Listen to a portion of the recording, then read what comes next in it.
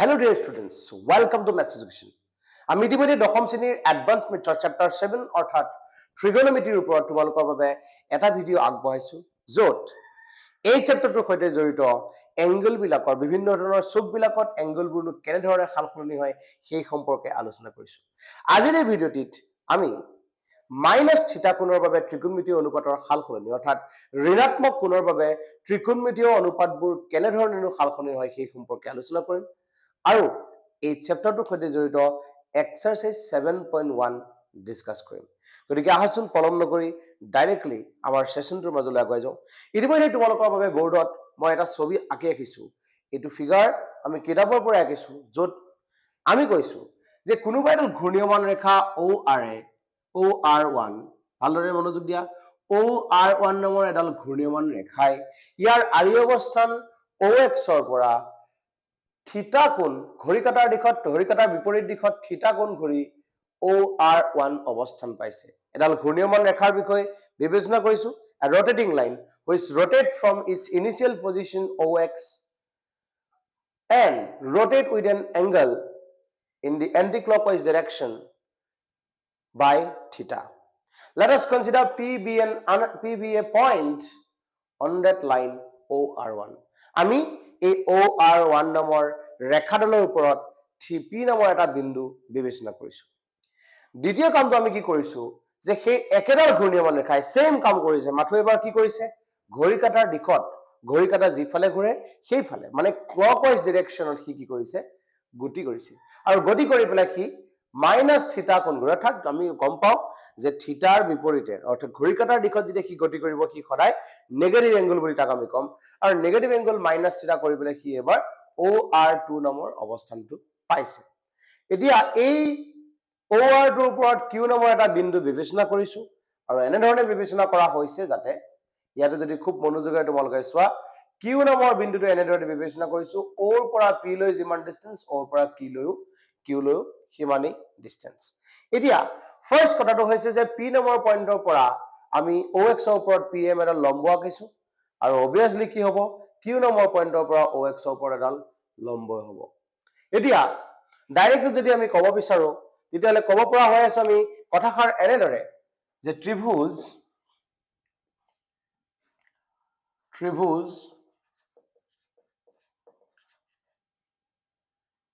OPM আৰু ত্ৰিভুজ OQM ৰ বাবে for triangle OPM and OQM we have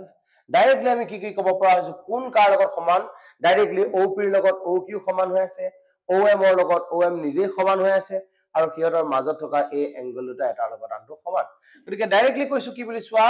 যে OP is equal to OQ by construction বা দিয়া আছে বুলিও আমি ক'ব পাৰো ইয়াক। একেদৰে POM is equal to QOM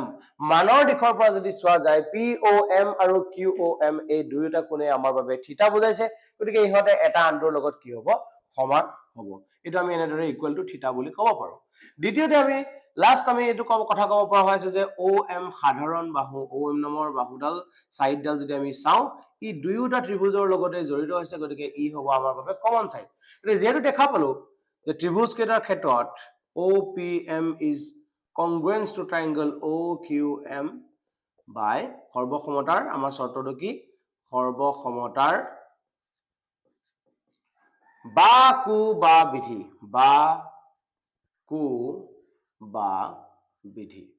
সৰ্বসমতাৰ SAS ভালদৰে চোৱা দুডাল সাইড সমান আৰু সিহঁতৰ মাজত থকা এটা এংগল যেহেতু সমান গতিকে SAS কংগ্ৰেটছিভতে আমাৰ এই ট্ৰায়াঙ্গল দুটা সমাংগসম হ'ব আৰু সমাংগসম হোৱাৰ লগে লগে আমি কি বুলি ক'ব পৰা হলো ডাইৰেক্টলি ক'ব পৰা হলো আমাৰ বাবে PM আৰু QM এটাৰ লগত আনটো সমান PM ৰ লগত QM ডাল সমানটো হ'ব। কিন্তু এটা কথা দেখিছো যে PM পাবৰ বাবে আমি এনেদৰে ওপৰলৈ গৈছো QM পাবৰ বাবে আমি তললৈ আহিব লগা হৈছে। গতিকে চিনৰ ক্ষেত্ৰত সিহঁত এটা আনটোৰ কি হ'ব বিপৰীত হ'ব। চিনৰ ক্ষেত্ৰত মানটো সমান হয় যে চিনৰ ক্ষেত্ৰত সিহঁত এটা আনটোৰ বিপৰীত they are of opposite sign and আৰু এটা কথা কি বুলি ক'ব পৰা হৈ আছো angle OM OMQ is equal to angle OMP আৰু এই দুটাৰ মান আমাৰ বাবে হ'ব 90 ডিগ্ৰী এইখিনি আমি পাক্কা ইনফৰমেশন পাই গলো এই ইনফৰমেশন খিনি সহায়ত আমি এটা কৰিব পৰা হলো ভালদৰে যদি মনোযোগ দি চোৱা যায় এতিয়া ত্ৰিভুজ OMP ৰ angle POM equal to থিটাৰ বাবে POM নামৰ কোণটো আমি থিটা বুলি ধৰি লৈছো আৰু এই থিটা নামৰ কোণটোৰ ক্ষেত্ৰত আমি ক'ব পৰা হৈ আছো sin থিটাৰ মান কিমান হ'ব PM by OP এইখিনি তোমালোকৰ কনসেপ্ট সকলোৰে ক্লিয়াৰ হৈ আছে যে কোনোবা এটা সমকোণী ত্ৰিভুজৰ ক্ষেত্ৰত লম্ব ডিভাইডেড বাই অতিভুজ অৰ্থাৎ পাৰপেন্ডিকুলাৰ বাই হাইপোটেনাস বুলি কোৱাৰ লগে লগে তাৰ ত্ৰিকোণমিতীয় অনুপাতটো সদায় সাইনৰ দ্বাৰা ডিনোট কৰা হয় একেদৰে cos থিটা ইকুৱেল টু আমি কি বুলি ক'ব পাৰো OM by OP আৰু tan থিটা ইকুৱেল টু কিমান হ'ব আমাৰ বাবে tan থিটা equal to PM by OM সিমিলাৰলি তোমালোকে ইয়াতে cosec পাবা sec পাবা মই আটাইবোৰ তোমালোকক বৰ্তমান কৰি দেখুৱাই থকা নাই cot থিটা এই গোটেইবোৰ তোমালোকে উলিয়াব পাৰিবা এতিয়া যদি আমি আগবাঢ়ো কিফালৰ ট্ৰায়াঙ্গলটোৰ কাৰণে for triangle OMQ, angle QOM equal to minus theta বাবে we have এই এংগলটোৰ কাৰণে যদি আমি আগবাঢ়ো তেতিয়া হলে কিমান হ'ব তোমালোকে এবাৰ ভালদৰে চোৱা sin minus theta বুলি যদি মই লিখো sin minus theta বুলি কোৱাৰ লগে লগে এবাৰ কি হ'ব ত্ৰিকোণমিতীয় অনুপাত এই minus theta বিপৰীতে আছে আমাৰ বাবে কিমান QM divided by আমাৰ বাবে হ'ব OQ কিছু সময় আগত আমি পাই আহিছো যে QM আৰু PM এটাৰ সৈতে আনটো সমান আৰু কিহত চিনৰ ক্ষেত্ৰত বিপৰীত গতিকে QM ৰ স্থানত আমি PM ৰিপ্লেস কৰিব পাৰিম আৰু যদি আমি ভাবো QM টো আমাৰ বাবে পজিটিভ হয় তেতিয়াহ'লে ইয়াত আমি লিখিব লাগিব এটা নেগেটিভ সাইন একেদৰে OQ ৰ ক্ষেত্ৰত আমি লিখিব পাৰিম OP অৰ্থাৎ PM by OP মানে ওপৰত আমি পাই আহিছো PM by OP মানে আমাৰ বাবে sin থিটা যেহেতু আগত এটা নেগেটিভ সাইন আছে গতিকে আমি লিখিব লাগিব মাইনাস sin থিটা একেদৰে cos minus থিটাৰ ক্ষেত্ৰত কিমান হ'ব আমাৰ বাবে ছবিটোত চোৱা cos minus থিটা আমাক ক'ব যে OM by OQ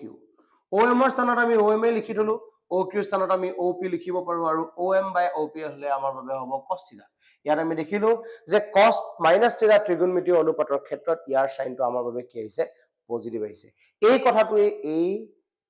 ক্লাছটোৰ ক্ষেত্ৰত শিকিবলগীয়া মূল বিষয় আচলতে কাৰণ cos থিটাৰ ক্ষেত্ৰত ত্ৰিকোণমিতীয় অনুপাতৰ সালসলনি নঘটে tan থিটাৰ ক্ষেত্ৰতনো কেনেধৰণে চেঞ্জ হয় সেইটো চালে তোমালোকে আইডিয়া কৰিব পাৰিবা tan থিটা ইকুৱেল টু আমি ক'ব পাৰো QM by OM আৰু QM ৰ ক্ষেত্ৰত আমি লিখিব পাৰো PM by OM আৰু PM by OM মানে হৈছে আমাৰ বাবে tan থিটা এতিয়া ঘটনাটো হল এইটোৱে যে আমি মাইনাস থিটা ত্ৰিকোণমিতীয় অনুপাতৰ ক্ষেত্ৰত নেগেটিভ এংগলৰ বাবে যেতিয়া কৰিম তেতিয়া cosৰ ক্ষেত্ৰত তাৰ ভিতৰত যদি এটা নেগেটিভ সাইন সোমাই থাকে তেতিয়ালে সেই নেগেটিভ সাইনটো আমি নেক্সট লাইনত নাইকিয়া কৰিব পাৰিম এই কথাটো তোমালোকে গুৰুত্ব দিয়া যেনে যদি আমাক কোৱা হয় sin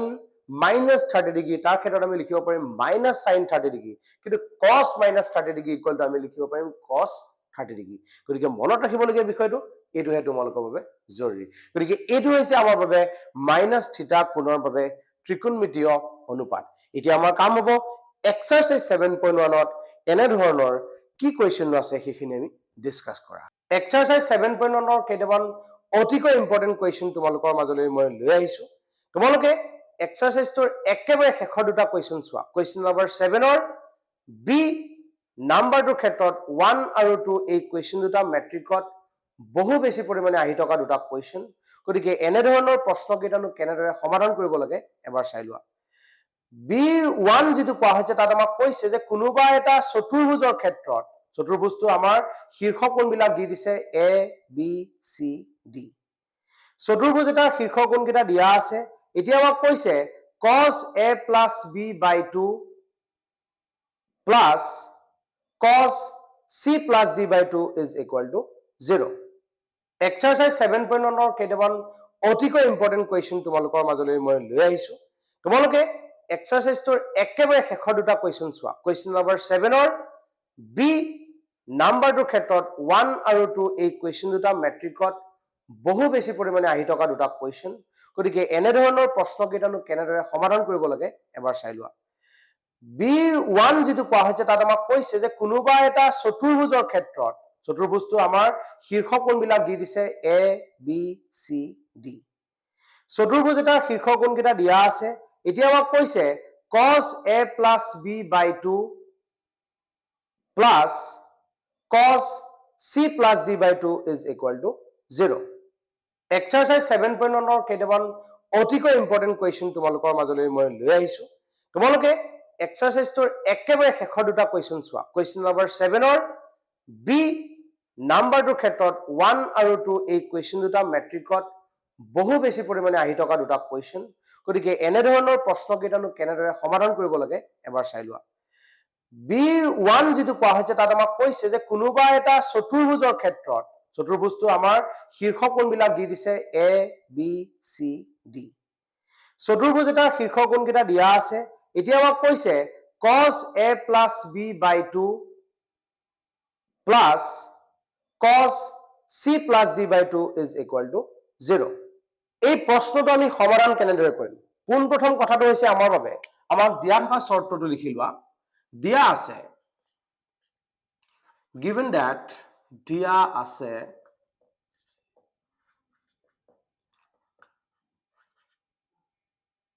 a, b, c, d কোনো চতুৰ্ভুজৰ শীৰ্ষ বিন্দু শীৰ্ষ কোণ সেয়েহে চতুৰ্ভুজ এটাৰ শীৰ্ষ কোণ যেহেতু আমি পাইছো সেয়েহে আমি ক'ব পাৰো যে ইয়াৰ আটাইকেইটা কোণৰ যোগফল এটা চতুৰ্ভুজৰ গোটেইকেইটা কোণৰ যোগফল কিমান 360 ডিগ্ৰী সেটো আমি ইজিলি ক'ব পাৰো এতিয়া আমাক যেহেতু প্ৰয়োজন আছে cos a plus b by 2 গতিকে a plus b টোক আমি এক সাইডত ৰাখি দিছো আনটো সাইডলৈ আমি কি কৈছো c plus d পাৰ্টিটোক লৈ গুছি গৈছো কিয় নিছো তোমালোকে নিশ্চয় ধৰিব পাৰিছা যে a plus b টোক আমাক একেলগে যেহেতু লাগে গতিকে সিহঁতক আমি লগত ৰাখি লৈছো এতিয়া যেহেতু a plus b by 2 বুলি পাইছো গতিকে ডিভাইডেড বাই 2 আমি লিখি লৈছো ইয়াটো লেফট সাইডত যেহেতু আমি 2 ৰে ডিভাইড কৰিছো গতিকে ৰাইট সাইডত আমি কি কৰিব লাগিব 2 ৰে ডিভাইড কৰিব লাগিব এইবাৰ এই a plus b by 2 ৰ লগত আমাৰ ট্ৰিগনোমেট্ৰিক ৰেশিওটো কিমান আছে আমাৰ বাবে cos দিয়া আছে গতিকে তোমালোকে কি কৰিবা ইয়াতে cos a plus b by 2 is equal to cos 360 degree 2 ৰে ডিভাইড কৰিলে আমি পাই আছো 180 minus c plus d by 2 যেহেতু আমি ইয়াত ফাৰ্স্ট ব্ৰেকেটটো ব্যৱহাৰ কৰিছো ইয়াত গতিকে আমি এনেদৰে কাৰ্লি ব্ৰেকেটটো ইয়াত ইউজ কৰিব লাগিব ফাইনালি আমি এটা স্থান পালো গৈ কিটো হৈছে সোৱা আমি পোৱা স্থানটো খুব গুৰুত্ব সহকাৰে সোৱা আমি ফাৰ্স্ট ক্লাছটোতে শিকিছিলো যে সুক বিলাকত কেনেদৰে ক্যালকুলেশন কৰা হয় এতিয়া ঘটনাটো হৈছে ইয়াতে 180 টকা মানে দুটা 90 ডিগ্ৰী কৈছো এটা 90 ডিগ্ৰী দুটা 90 ডিগ্ৰী ফাৰ্স্ট অফ অল এটো আমি 2 * 90 ডিগ্ৰী বুলি যেহেতু লিখিব পাৰো গতিকে 90 ৰ লগত প্ৰডাক্ট হৈ থকা নাম্বাৰটো যেহেতু আমাৰ বাবে এটা যুগ্ম সংখ্যা গতিকে ইয়াতে যুগ্ম সংখ্যা হলে cos ট্ৰিগোনোমেট্ৰিক ৰেশিওটো cos হৈ থাকিব ট্ৰিগোনোমেট্ৰিক ৰেশিওৰ কোনো ধৰণৰ সালসলনি নঘটে এই কথাটো তোমালোকে নিশ্চয় ধৰিব পাৰিছা যেহেতু দেখিছো 180 ক আমি এৰেঞ্জ কৰোতে 2 * 90 ডিগ্ৰী প্লাস কৰিব লগা হৈছে বা 2 * 90 ডিগ্ৰী মাইনাস কৰিব লগা হৈছে গতিকে যেহেতু 90 ৰ লগত পূৰণ হৈ থকা সংখ্যাটো এটা যুগ্ম সংখ্যা ইভেন নাম্বাৰ গতিকে আনসাৰটো কি হ'ব ট্ৰিগোনোমেট্ৰিক ৰেশিওটোত কোনো ধৰণৰ সালসলনি নঘটে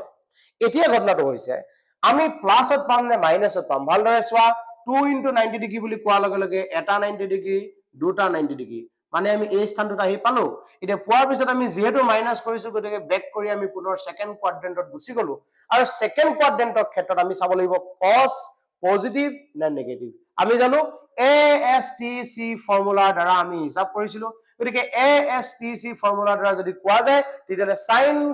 ট্ৰিগনোমেট্ৰিক ৰেশিওটোহে কেৱল মাত্ৰ এই সেকেন্ড কোৱাড্ৰেন্টত পজিটিভ গতিকে ইয়াৰ আমি sin যেহেতু পোৱা নাই গতিকে আনসাৰটো ইয়াত এনেকৈ নেগেটিভ সাইন এটা দিব লাগিব তো ফাইনালি আমি ক'ব পৰা হলো যে cos a plus b by 2 এই মাইনাস চিহ্নটো কিফালে গুছি আহিলে প্লাস হইব ইয়াক আমি লিখিব পাৰিম cos c plus d by 2 equal to 0 গতিকে তোমালোকে ধৰিব পাৰিছা এই কোৱেশ্চন নম্বৰ 7 অৰ্থাৎ একেবাৰে শেষৰটো কোৱেশ্চনৰ বি অপচনটোৰ 1 নম্বৰ কোৱেশ্চনটো কেনেদৰে সলভ কৰিব লাগে মই তাক কৰি দেখালো এতিয়া আমাৰ বি 2 নম্বৰ অপচনটো কেনেকৈ কৰিব লাগে এবাৰ চাই লওঁ ইতিমধ্যে তোমালোকে স্ক্ৰিনত কোৱেশ্চনটো নিশ্চয়কৈ দেখিছা যে এ বি সি ডি কোনো এটা সক্ৰিয় চতুৰ্ভুজৰ এটা সাইক্লিক কোৱাড্ৰিলেটাৰেলৰ কথা কোৱা হৈছে সেই সাইক্লিক কোৱাড্ৰিলেটাৰেলটোৰ চাৰিটা কোণ আমাক দি দিছে গতিকে চতুৰ্ভুজটো আমি এবাৰ অংকন কৰিব চেষ্টা কৰো এ বি সি ডি এটা সক্ৰিয় চতুৰ্ভুজ কোৱাৰ লগে লগে আমাক প্ৰয়োজন হ'ব এটা বৃত্ত এটা প্ৰয়োজন হ'ব এটা সাইক্লিক কোৱাড্ৰিলেটাৰেল মানে আমি বুজি পাওঁ এইটো এটা সাইক্লিক কোৱাড্ৰিলেটাৰেল আমি ইমাজিন কৰিছো এনে এটা ৰেন্ডম ফিগাৰ মই লৈছো তোমালোকৰ বাবে ইয়াত কোনো নীতি নিৰ্দেশনা মই দিয়া নাই এ বি সি ডি এতিয়া ঘটনাটো হৈছে যে এ বি সি ডি যেহেতু এটা সক্ৰিয় চতুৰ্ভুজ তাৰ বাবে আমি কি ক'ব পাৰো যে সক্ৰিয় চতুৰ্ভুজ এটাৰ বিপৰীত কোণবোৰৰ যোগফল 180 ডিগ্ৰী যেহেতু আমি দেখিছো যে এ কোণটোৰ বাবে বিপৰীত কোণটো সি গতিকে আমি ক'ব পৰা হলো প্ৰথম আমি লিখি লওঁ আমি জানো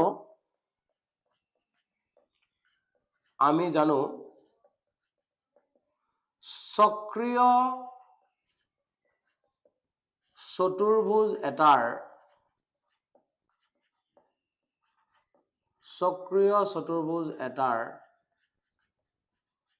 বিপৰীত কোণবোৰৰ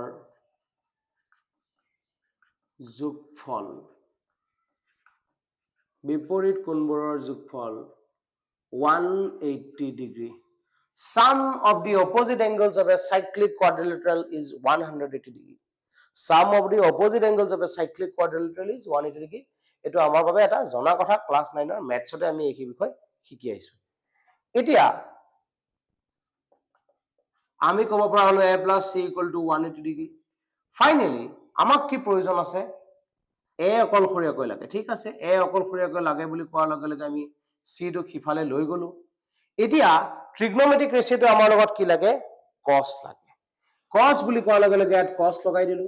আনফালে আমি লগাব লাগিব cos কিছু সময় আগতে ব্যৱহাৰ কৰা টেকনিকটোকে আমি ইয়াতো ব্যৱহাৰ কৰিম কি হৈ আছে আমাৰ সেকেন্ড কোৱাড্ৰেন্টত পৰিব 2 into 90 ডিগ্ৰী হোৱাৰ লগে লগে আমি cos হৈ থাকিব আৰু যেহেতু 2 into 90 ডিগ্ৰী মাইনাস কৰা হৈছে গতিকে সেকেন্ড কোৱাড্ৰেন্টলৈ বেক কৰি গুছি গৈছে গতিকে ইয়াত আহিব কিমান মাইনাস ধৰি পাইছা আমি ডিসকাস কৰা কথাটোৱে পুনৰ ব্যৱহাৰ কৰিব লগা হৈছে ফাইনালি আমি ক'ব পৰা হলো এটো আমি 1 নম্বৰ 1 ইকুৱেশন 1 দিলো সিমিলাৰলি একেদৰে সিমিলাৰলি বুলি লিখিব পাৰো একেদৰে cos b equal to আমি ক'ব পাৰো minus cos d ইকুৱেশন নম্বৰ 2 এটাকে আমি কি কৈছো cos a plus cos b plus cos c plus cos d is equal to cos a মান আমি পাতিব পাৰো minus cos c cos b মান আমি পাতিব পাৰো minus cos d আৰু আনফালে এফালে cos c আৰু cos d আমাৰ বাবে সাজু হৈ আছে ফাইনালি cos c লগত cos c cancel cos d লগত cos d ক্যান্সেল আমাৰ বাবে আনসাৰটো ওলাল 0 গতিকে এইটো হৈছে তোমালোকৰ সেকেন্ড কোৱেশ্চন টো অৰ্থাৎ 7 কোৱেশ্চন নম্বৰ 7 ৰ সেকেন্ড কোৱেশ্চন টোৰ আনসাৰ এক্সাৰসাইজ 7.1 ৰ কোৱেশ্চন নম্বৰ 6 ৰ 1 যেটো এটা বেসিক এটা কোৱেশ্চন তোমালোকৰ বাবে এই কোৱেশ্চনটো পৰা আমি এই ধৰণৰ কোৱেশ্চন বিলাকৰ প্যাটাৰ্নটো আৰম্ভ কৰিব পাৰো গতিকে সিম্পলি মই কৈছো যে আমাক কোৱা হৈছে যে sin θ is equal to half আৰু থিটাৰ মানটো 0 ডিগ্ৰী আৰু 360 ডিগ্ৰী ভিতৰত এটা ৰেঞ্জত আছে বুলি আমাক কোৱা হৈছে এতিয়া থিটাৰ পসিবল ভ্যালু কি পাব পাৰো আমাক সোধা হৈছে ফাৰ্স্ট কথাটো তোমালোকে লিখি লোৱা দিয়া আছে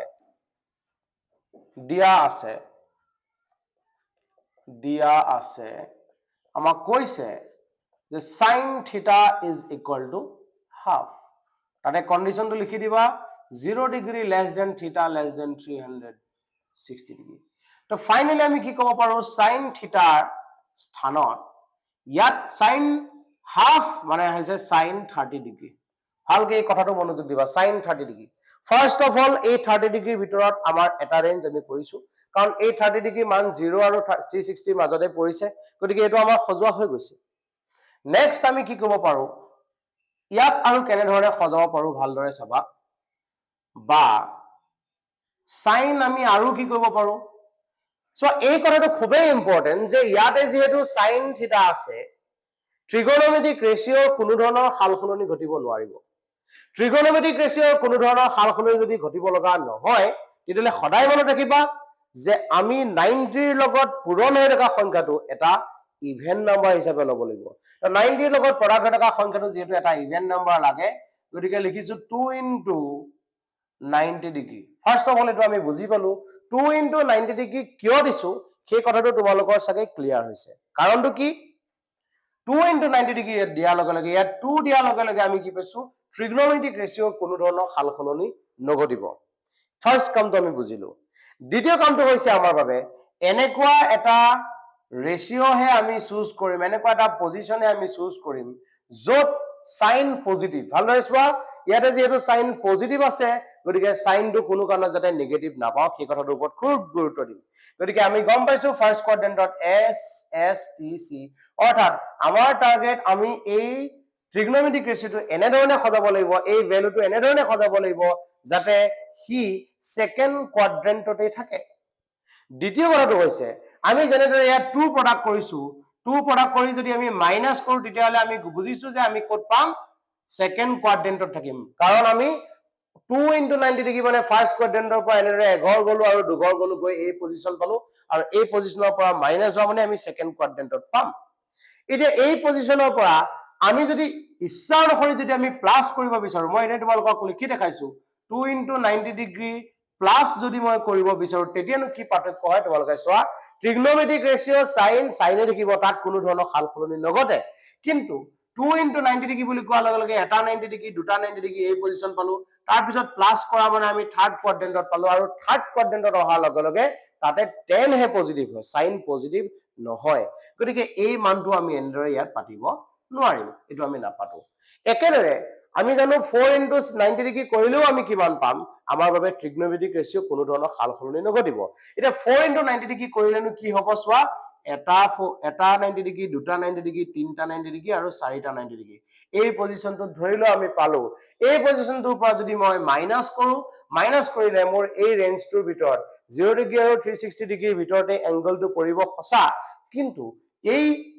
কোৱাড্ৰেন্টটোত কেৱল মাত্ৰ cos পজিটিভ মোৰ বাবে ওলাই আছে সাইন গতিকে এটো আমাৰ কি হৈ যাব নেগেটিভ হৈ যাব আৰু আমি নেগেটিভটো পাতিব নোৱাৰো গতিকে এই 4 into 90 ডিগ্ৰী কনসেপ্টটোৰ পৰা আমি যাব নোৱাৰো আৰু 4 into 90 ডিগ্ৰী প্লাসৰ কথা যদি আমি ভাবো তেতিয়াহলে কি